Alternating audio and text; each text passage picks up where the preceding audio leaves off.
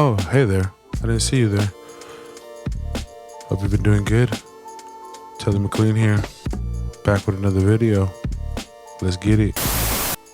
What up, y'all? Telly McLean here. Back at it with another episode. This time the format's going to be a little bit different for demonstration purposes. I really want to give you guys a walkthrough of my process. I'll be doing this demonstration in Ableton 10. But you could use any DAW. It should be the same principles behind the method. But before we get into it, don't forget to like, subscribe, hit the little notification bell, all that jazz. It would be greatly appreciated. Let's get into it. So in the last video, I spoke about a method I developed to get more realistic drum sounds out of my programming. That method utilizes the Build a Pocket drums developed by Kaelin Ellis. And honestly, I'm surprised more people aren't talking about these drums or this drum pack because it's really game changing for me, at least in the last year or so.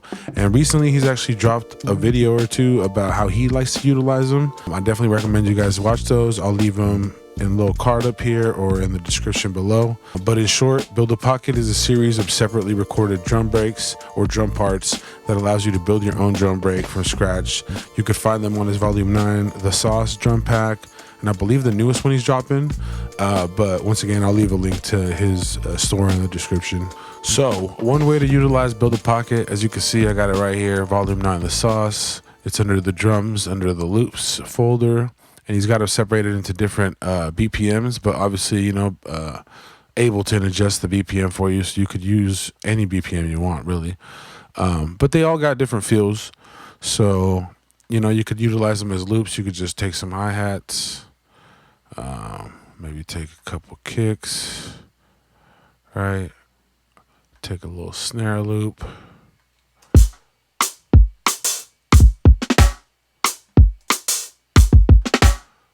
So it sounds a little bit clashy, but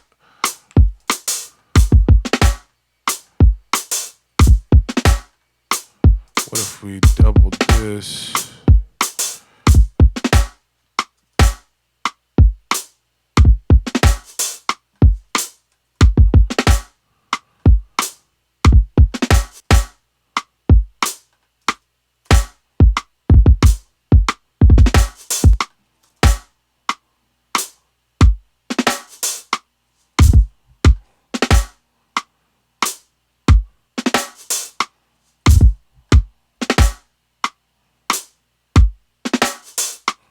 You know what I'm saying? Not the craziest drum pattern.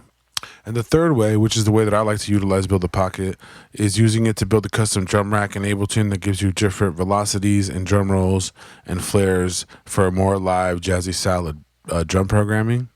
So this is actually a custom drum rack that I made out of Build a Pocket. So as you can see, I got my kicks down here. Oh, let's go down here. So I got my kick, different snares, and as you can see, these are all like full loops, but I just took little slices of them. Because if you go right here, so you can hear. So I just took slices of all these.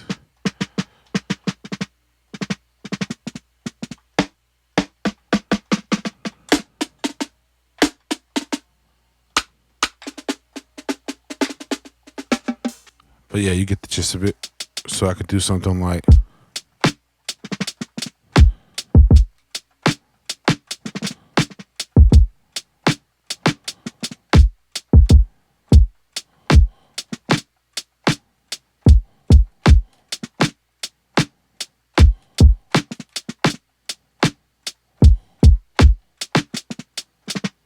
You know what I mean?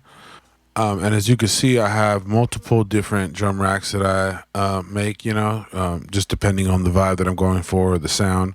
It's not just one specific one, but, you know, this is more like an 80s one right here.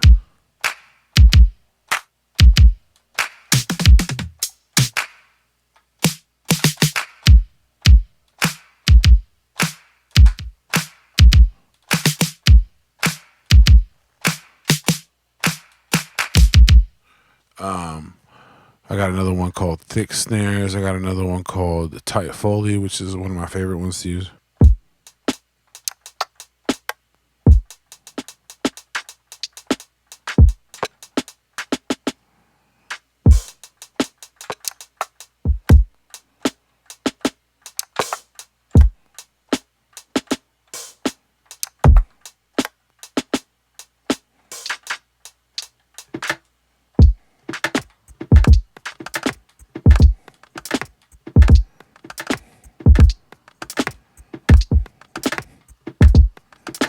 So you know what I'm saying? I could just do all kinds of different stuff.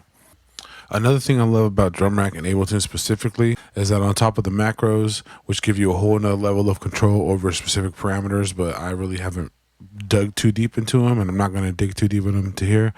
But you could also have sends and returns. This one doesn't have one. I believe the Jam and Lewis does. Yeah, see, so you could have, so here, let me take all these things off. So when you upload the Drum Rack, it'll probably look just like this. You're loading your drums on here. They all pop up over here. So say I'm hitting this kick. Oh, sorry. Say I'm hitting this kick. It's in here somewhere. There it is. And if you highlight it, you could see the machine, the sampler that has that sound in it, and you could manipulate it however way you want.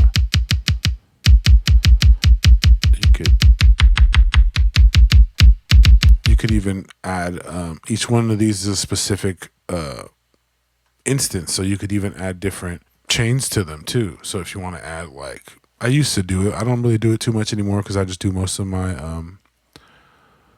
my processing in the drum bus.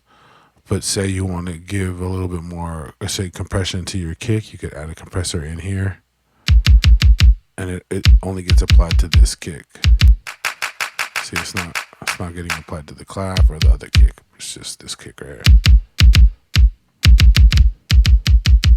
See how this one's not? But then you could also copy it, go to this other kick, click right here, paste it. So now they're both compressed. So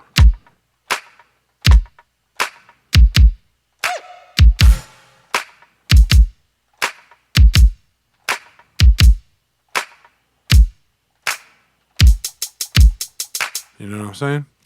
One of my favorite parts of this is the sends and the returns. So right here you have the S and the R. So the send, this little thing pops up, so you could send this reverb to a sound essentially, and you got the reverb on full wet. Let's put it on the snare.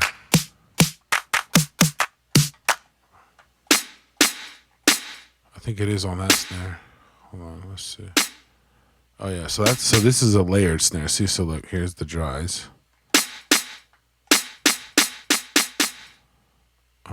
C3.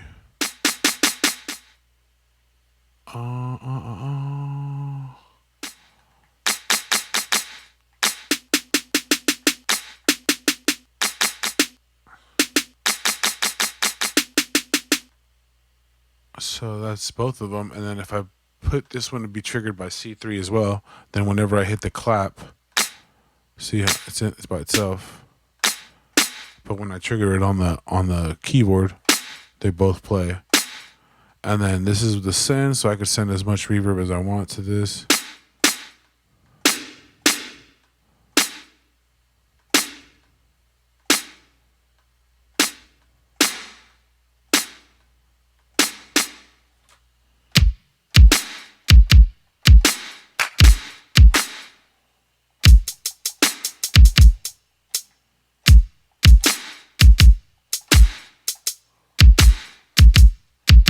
You know what I mean?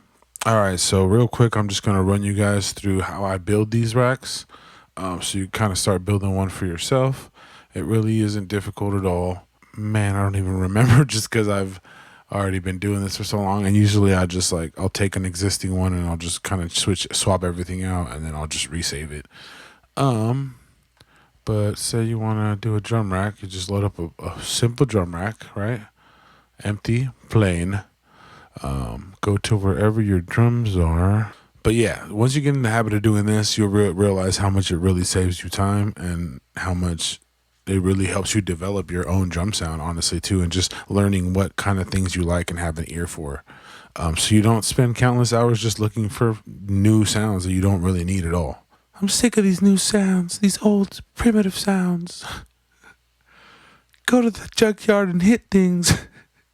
All right, so when you open up the drum rack, it's going to be playing like this, you know what I mean? Usually like to start on the C1 just to keep it simple. But yeah, see, I'm just going to show you how I do that. So just take some Build a Pocket loops, right? We'll take some 76. And then we'll just take, and you could do this. You don't have to do it with Build a Pocket. You could do it with any drums you want.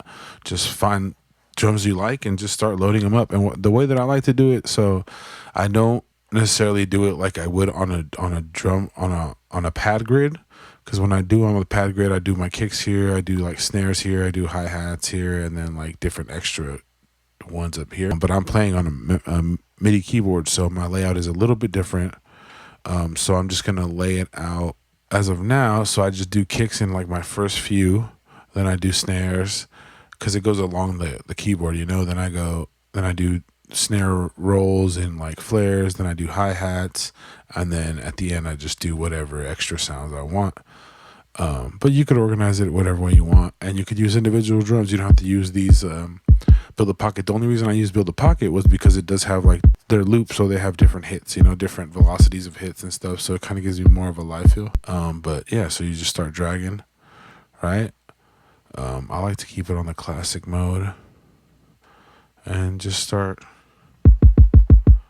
Okay, and then what I do, if I really like these, so I want to take a couple of these kicks just so they're varied, you know. So I'll just hold down Command. Is it? No, it's Option. So hold down Command, click and drag, and it should copy it over here to you for you. What the hell's going on here?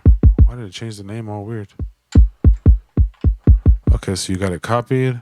Then you just drag this over, or to whichever one. Say you want this one over here. Say you want these little double hits, right? So you want that. So you can go. Yeah, so you know, just load up some kicks that you like, and then do the same thing with the snares. Right, load up some snares that I like.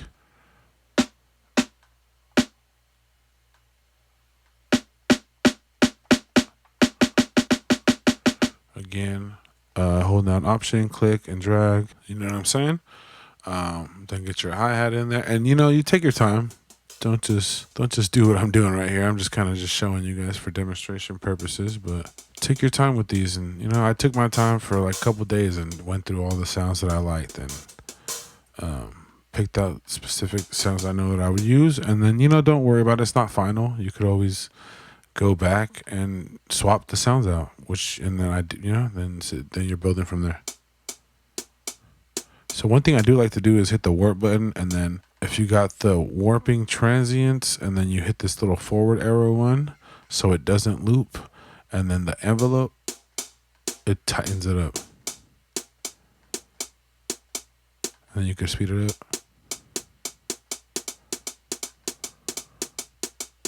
So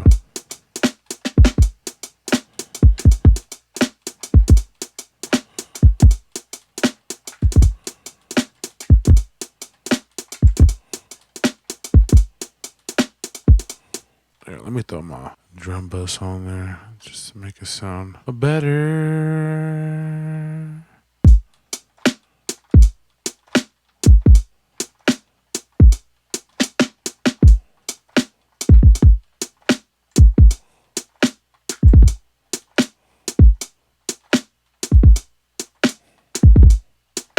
You know, and that's just a very basic example of it, but you know, you could just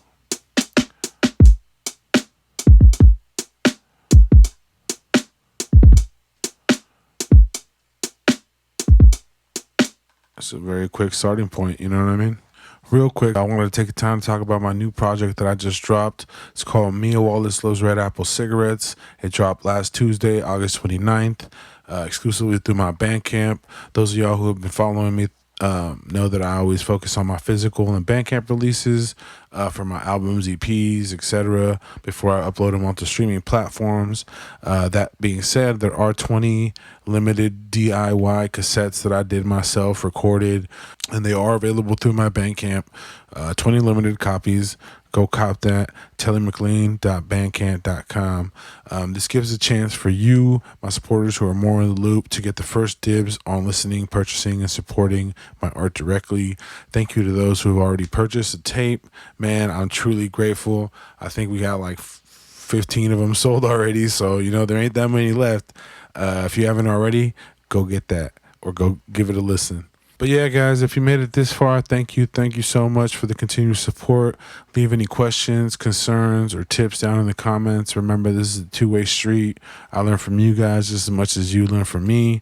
That's how we progress and grow as a community. Steel sharpens steel, or iron sharpens iron, whatever the saying is. Hit me up on IG at Telly McLean. Don't forget to go bump the new tape, Mia Wallace Loves Red Apple Cigarettes, on my Bandcamp. It'll be on DSP soon. But yeah, till next time, signing off, y'all. Peace.